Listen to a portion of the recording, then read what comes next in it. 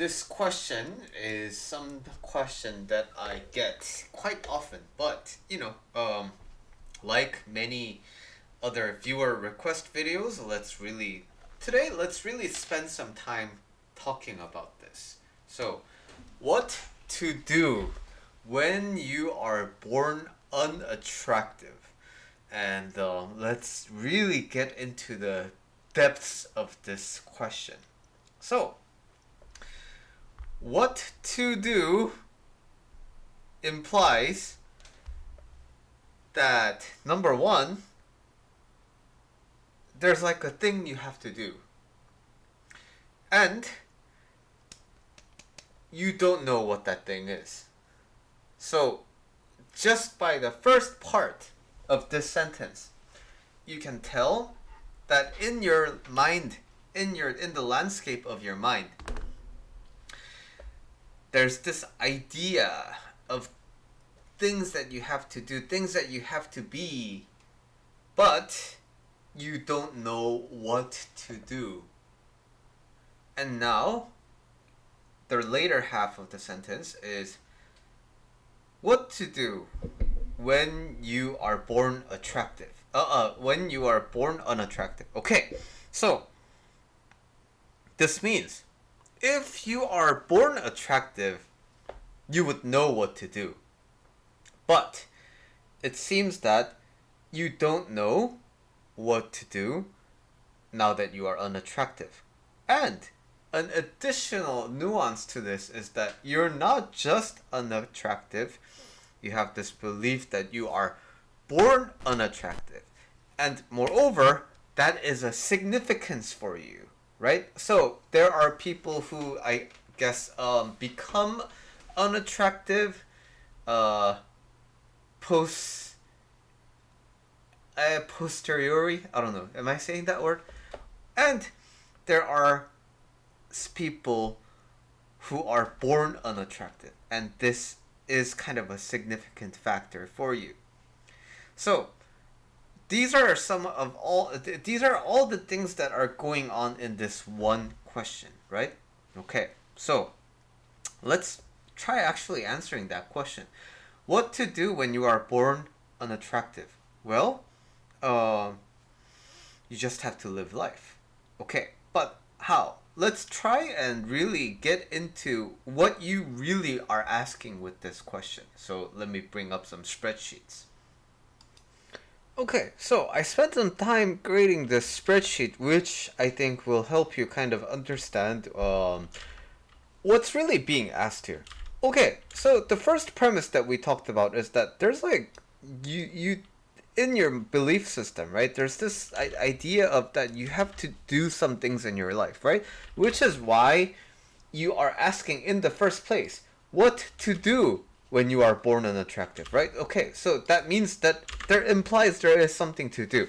Okay, so we start from this grand premise. There are things to do in life.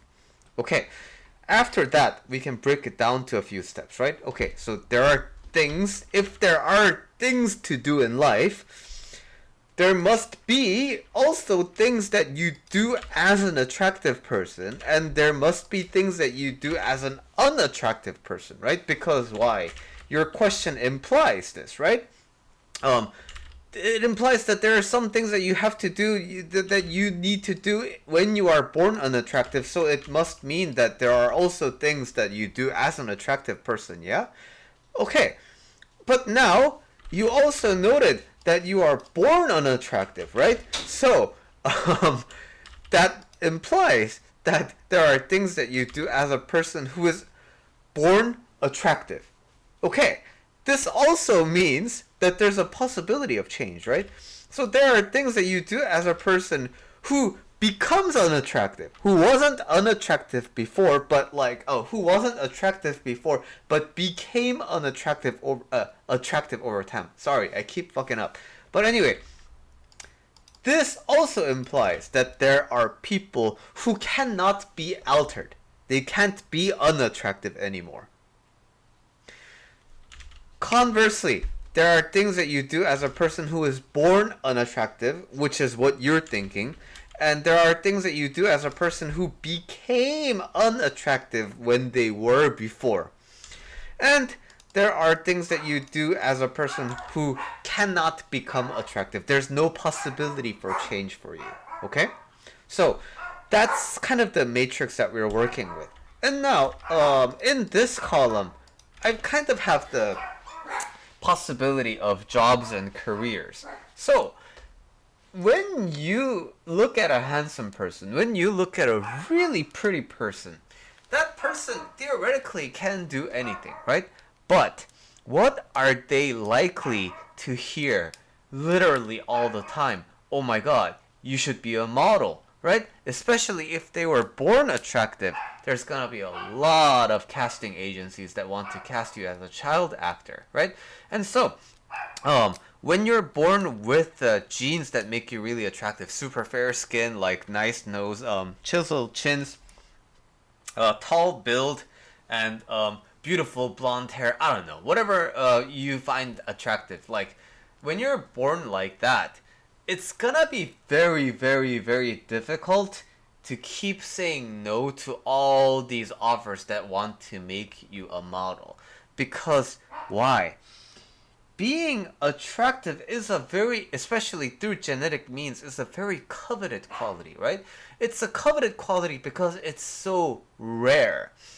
Being conventionally beautiful is at the top end of the normal distribution, right? So of course it'll feel like you wasting, right? So suppose you're like 2 meters tall. That's like I don't know, 6'10". Suppose you're 6'10", and you're not playing volleyball, you're not playing like basketball. Like many sports people would think that's a massive waste, right? Suppose you have the strength of like a gorilla, and you're a rider, which is totally fine. But now you will, needless to say, hear a lot of things about how you're putting that to waste, right? And that is something that you will have to deal with in the world when you have these sort of inherent qualities. So, when you are born attractive, you will naturally be, through the force of your life, you will naturally be very pigeonholed into this life.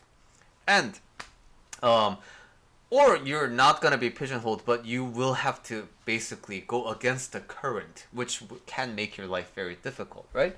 And okay, so when you have these jobs, then what opens up for you as possibilities? Like, what do you actually do with your life? I don't know, like, be happy with your life?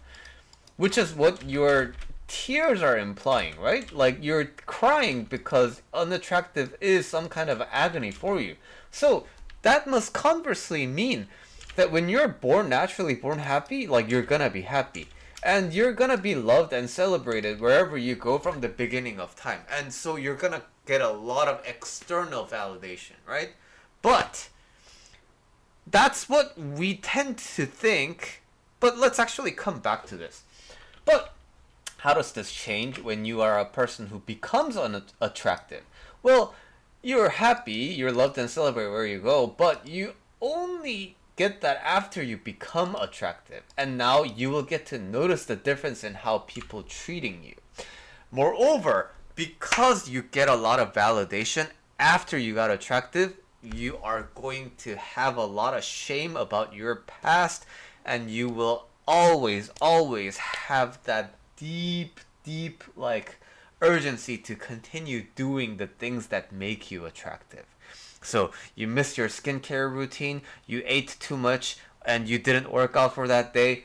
Good luck. You're gonna feel fucking horrible because you're always going to be bound to the idea that, oh my god, I'm gonna be unattractive again.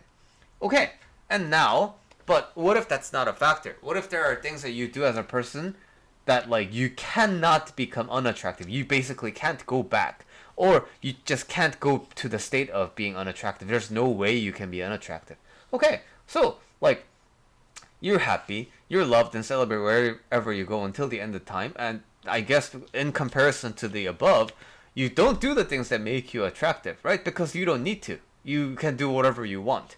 And now, what happens? Like, is life solved? Do you not need to do anything with your life? Do you not need to, like, I don't know, just by existing, you're gonna get celebrated. It's like you're gonna be a artwork in a glass frame. And whatever you do, like the reaction is gonna be the same. Oh my god, good job, hey, you're so great. Doesn't matter if you're doing whatever, right? So if you can get the same response doing nothing versus doing something, do you think you're gonna do something? And then when you have a prolonged period of life where you don't do anything, do you think you're gonna be happy? So in the self-expression, whatever self-expression you do, you're gonna end up getting the same kind of results, right? And people are just gonna love you no matter what you do. And now, is that like a fulfilling life? Is that the kind of the dream life that everyone needs to live? Going back to the unattractive now, okay, suppose there are things you do as an unattractive person.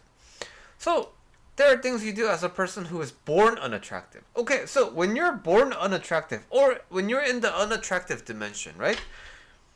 There are unattractive actors, right? There are unattractive influencers. There are unattractive accountants. There are unattractive mailmen. There are unattractive I don't know, the CEOs. You can do anything. So that's sort of nice, right? Because you're not really pigeonholed into a specific career because of your genetics. So your question implies that when you're unattractive, like you somehow have to be unhappy and you have to be hated and booed upon, like wherever you go from the beginning of time. You're gonna be like made fun of because you're not like attractive. But like I said before, if the majority of people are in the standard, curve, normal distribution, and the attractive people are at the cream of the crop, that means like a big chunk of the population is unattractive, right? If we're playing specifically into that binary. But is like half of the population like truly unhappy because they are unattractive? These are some questions that you gotta be asking yourself, right? So there are things you do as a person who is born unattractive that implies that there are also things that you do as a person who becomes unattractive. So I guess you're unhappy and be hated and booed upon, but like you're gonna also notice the difference in how people treat you. And so you're gonna try your best to be attractive, right?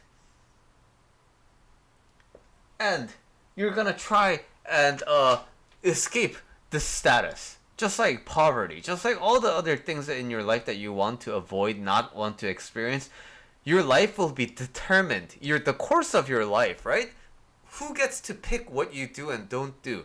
What comes in and alters every decision that you make? For some people, it's gonna be their parents because they dictate what you do in your life. But for you, the more you are focused on these things, your life isn't really lived by you. Your life is controlled and dominated by this idea of attractive or not.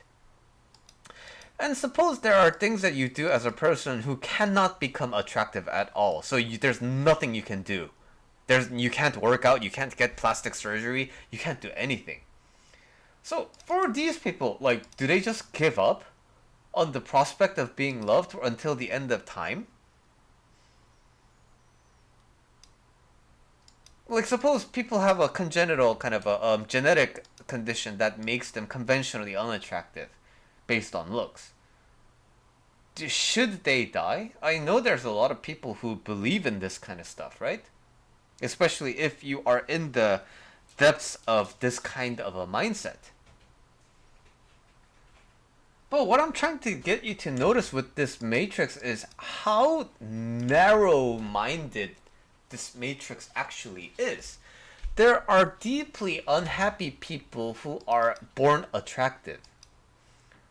There are deeply happy people who are attractive. There are deeply happy people who live fulfilling lives regardless of how they look.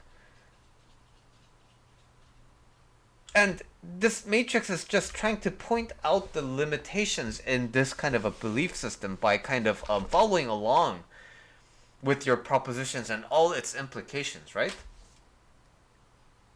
But even just by looking at these possibilities, you find that actually being unattractive opens you up to living more possibilities in life.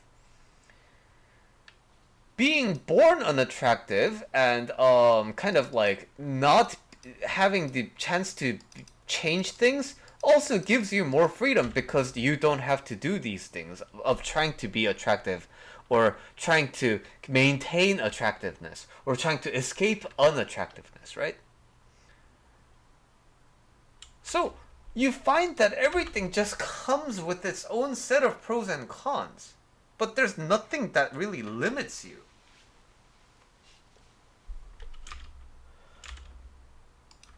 Of course, I'm not born 6 feet, right? Which means I'm probably not going to live a life of a professional basketball career. And that's fine. I've already accepted that, right?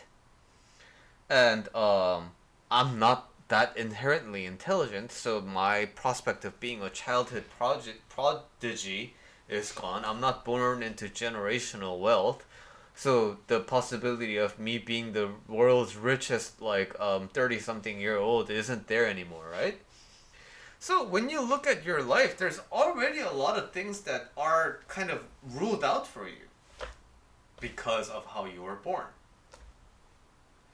But you don't spend a lot of conscious time thinking about all the things that you cannot be, right?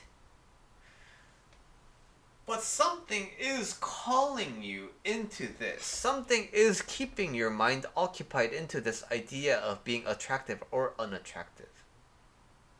And like I said, this phenomenon of you being ruled out of certain things in life is already present. But those things are not occupying your mind, but this is. So what you could really use is evaluation of where the fuck is this coming from. Because right now, you're not in charge of your life. This idea is. And so, if it's because you have a conventionally attractive figure in your social sphere, and you always feel so inferior to this person, then it's time to really assess, what is happiness for me? I'm noticing the comparison and the contrast in these things. And these tend to be driven by external factors. So, what if this person doesn't exist in my sphere? Am I still going to feel exactly like this? Or is it this person's presence and my comparison to it that's making me miserable? Because if it is my actual inherent unattractiveness that's making me unhappy, then I should be unhappy even when I'm not considering this person, right? But this person's existence and my comparison to it is actually what's making me not happy. So that's if this person actually exists in your social sphere. But if it's because of your social media algorithm and your For You page, and that is driving this comparison, again, it's the comparison thing, right? Then you gotta ask yourself, is this feed that's supposed to be, making my life good? Because social media, it's supposed to be there for entertainment and overall, adding a value plus to my life. But is it? Those are the questions that need to be asked in light of your question, what to do when you are born unattractive. Crying emoji.